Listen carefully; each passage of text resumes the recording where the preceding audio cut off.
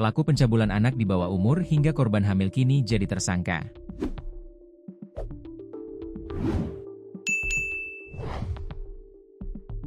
Kasus pencabulan anak di bawah umur kembali terjadi di Kecamatan Kawali, Kabupaten Ciamis, Jawa Barat. Korban berinisial AA, 12, kini tengah hamil.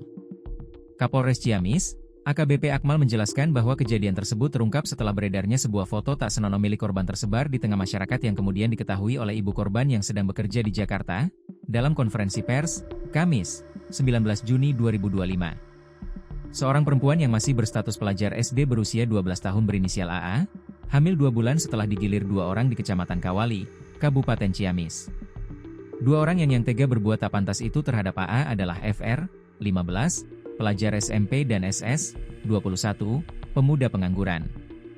Keduanya warga Kecamatan Kawali Kabupaten Ciamis. Kini keduanya telah ditetapkan tersangka dan ditahan di Polres Ciamis.